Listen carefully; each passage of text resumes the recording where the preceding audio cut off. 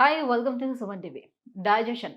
So, ఈ digestive problems ఇటీవల కాలంలో చాలా మందిలో ఇది చాలా కామన్ ప్రాబ్లమ్ అయిపోయింది. వయసుతో కూడా ఎలాంటి సంబంధం లేదు. సో, చిన్న పిల్లల దగ్గర నుంచి కూడా పెద్దవాళ్ళ వరకు ప్రతి ఒక్కరు ఈ డైజెషన్ ప్రాబ్లమ్ ఫేస్ చేస్తూ పొద్దున్న లేవగానే రకరకాల ఎక్స్‌పెరిమెంట్స్ చేస్తూ ఉంటున్నారు. కొంతమంది టాబ్లెట్స్ ఏసుకుంటారు. కొంతమంది ఇంటి చిట్కాలు పాటిస్తూ ఉంటారు. అప్పటికప్పుడు ఉపశమనంగా ఏం దొరుకుతుందో అది చేస్తున్నారు గానీ, పర్మనెంట్ క్యూర్ ఏంటి?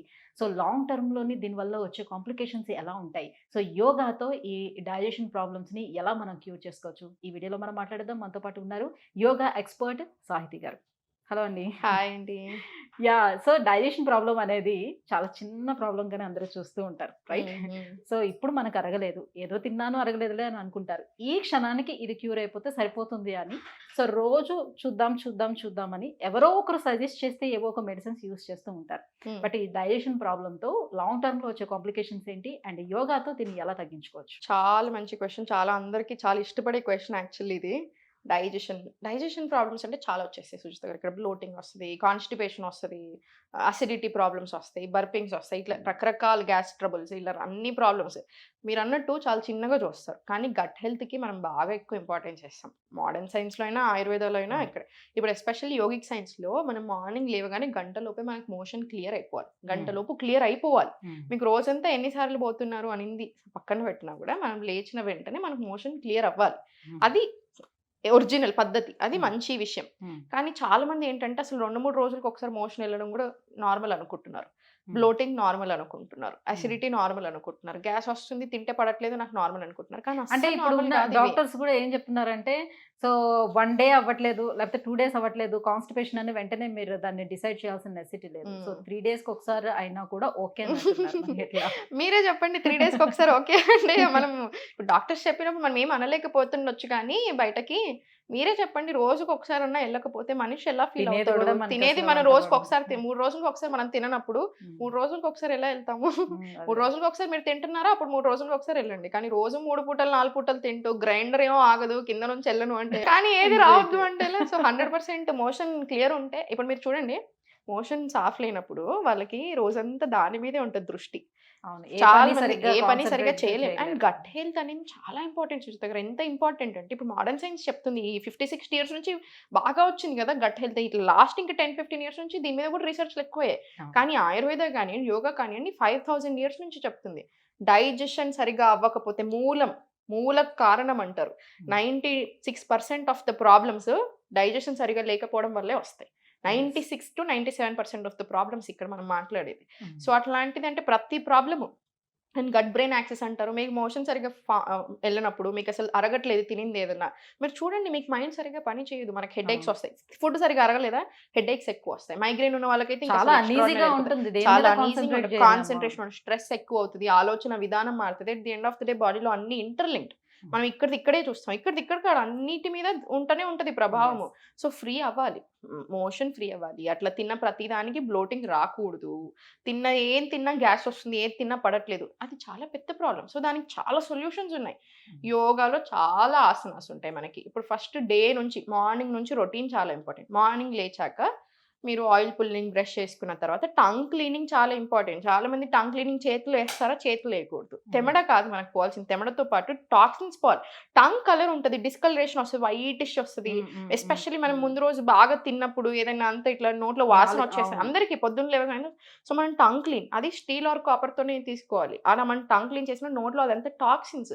ఆ టాక్సిన్స్, ఆ బ్యాడ్ బాక్టీరియా అంతా పోవాలి. సో, మన అంతా ఇది క్లియర్ అవుతది. ఆ హ్మ్. తర్వాత ఏంటి మీకు వెంటనే కొంచెం ఫ్రెష్ అనిపిస్తది. అందుకే బ్రష్ చేసుకున్న వెంటనే నిద్ర మత్తు వదులుతది. ఫ్రెష్ అనిపిస్తది.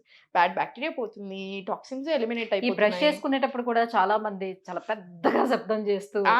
లోపల అలా అలా పెట్టి అనకూడదు. యాక్చువల్లీ మంచిగా మొత్తం అంతా అసలొక కూడా తీస్తారు అవును. కదా! ఒక పసరులాగా వస్తూ తీస్తారు. ఉంటుంది. అది అవును. వచ్చేస్తే చాలా రిలీఫ్‌గా రిలీఫ్ అనిపిస్తుంది. అనిపిస్తుంది. చాలా అది మంచిది అని ఆ! కూడా చాలా మంది చేస్తూ ఉంటారు. ఎ కానీ ఇది నాలుక మీద ఎంతవరకు వేలేస్తారు. కానీ నాలుక మీద ఉన్నది తీసేయరు. లోపటిది ఆ! తీస్తారు. అదే మొన్న ఒక డాక్టర్ వీడియో చూసాను దీని మీద జోక్. ఎందుకండి ఇలా ఏసి మొత్తం ఆ! చేస్తున్నారు? మంచిది కాదు అసలు మనకి లంగ్స్‌కి కూడా అది ఇబ్బంది పెడుతున్నారు అలా చేయొద్దు అని. సో, మార్నింగ్ లేచాక ఇదంతా అయిపోయిన తర్వాత మళ్ళా ఆసనాల లేదా వజ్రాసన. మళ్ళీ ఆసన ఇండియన్ టాయిలెట్ పొజిషన్ ఏదైతే ఉందో సుజిత గారు యూజువల్గా మనం ఎప్పుడు ఇంతకుముందు అదే అక్కడే కూర్చొని లాస్ట్ 10-15 ఇయర్స్ నుంచి 10 ఇయర్స్ నుంచి మారింది, కానీ అంతకుముందు అంతా ఇండియన్ టాయిలెట్లో కూర్చున్నాం. మనం ఇండియన్ టాయిలెట్లో కూర్చున్న పొజిషన్ రాగానే కూడా మనకి మోషన్ కోలన్కి చాలా చాలా మంచిది. అండ్ ఆల్సో మోషన్ ఫ్రీ అవ్వడానికి బాగా హెల్ప్ అవుతుంది, చాలా తొందర అయిపోతుంది ప్రాసెస్. అండ్ సెకండ్ వచ్చేసి ఏంటంటే మనం మల్లాసనాలు ఇంతకుముందు కూర్చున్నాం కదా, అంటే ఇండియన్ టాయిలెట్స్లో రోజుకి 5-6 సార్లు అయినా బాత్రూమ్కి వెళ్ళే వాళ్ళం కదా టాయిలెట్ పర్పస్.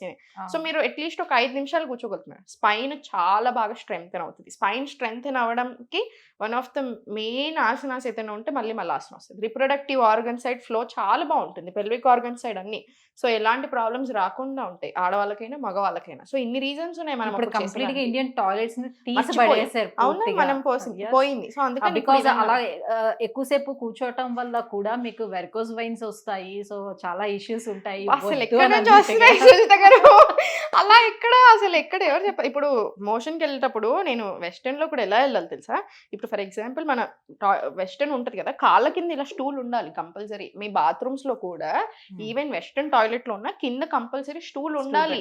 ఈ పొజిషన్ ఏదైతే ఉందో ఈ పొజిషన్ లో మోషన్ చాలా ఫ్రీగా వస్తుంది. సో ఇది చాలా ఇంపార్టెంట్. అండ్ మార్నింగ్ లేచాక మలాసన లేదా వజ్రాసన మీరు అక్కడ చేయలేకపోతున్నారు, కూర్చోలేకపోతున్నారు ఎక్కువసేపు, కాబట్టి ఇక్కడ ప్రెసెంట్ సపరేట్ ఉండాలి. ఈ రొటీన్ ఏదైతే ఉందో మార్నింగ్ మలాసన లేదా వజ్రాసనాలో వామ్ వాటర్ తాగుతాం చూసారా, 1 గ్లాస్ నుంచి 1 లీటర్ వరకు తాగొచ్చు. స్లోగా సిప్ బై సిప్ తాగాలి. అది చాలా చాలా మంచిది. వెంటనే క్లియర్ చేస్తుంది. కడుపు అంతా సాఫ్ అవుతుంది. ఆ తర్వాత మీకు చాలా ఆసనాస్ ఉంటాయి.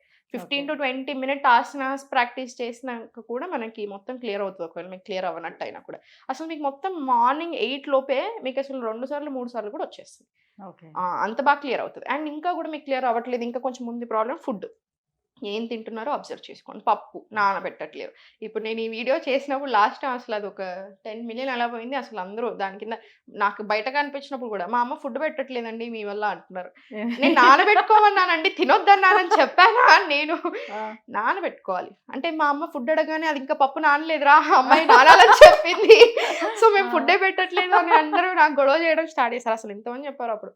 సో డైరెక్ట్ గా ఉడకబెట్టుకోకూడదు, నానబెట్టాలి. కంపల్సరీ నానబెట్టుకోవాలి. ఏ పప్పు అయినా సరే, పెసర పప్పు అయినా సరే 2 నుంచి 4 గంటలు నానాలి.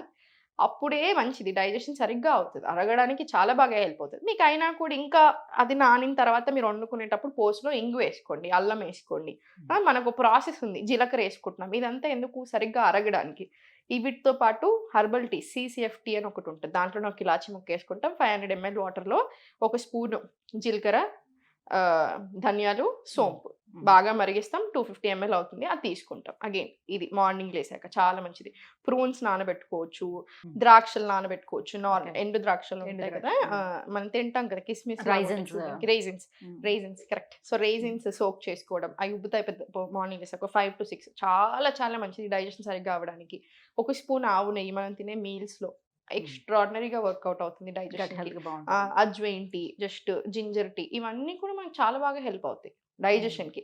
అండ్ దీంతో పాటు ఏంటి, మనం సరిగ్గా తినింది అరిగించుకోవాలంటే మూమెంట్ ఉండాలి. మరి తినింది తింటున్నాం కూర్చుంటున్నాం. ఎస్పెషల్లీ ఆఫ్టర్ 25, ఇంతకుముందన్నా 30 తర్వాత డైజెషన్ కొంచెం కొంచెంగా తగ్గుతూ వస్తుంది. అందుకే ఏజ్ పెరుగుతున్న కొద్దీ మనం టీనేజ్లో ఉన్నప్పుడు తిన్నంత ఇప్పుడు తినలేము. ఆబ్వియస్లీ 30లో తినలేము మనం అంత.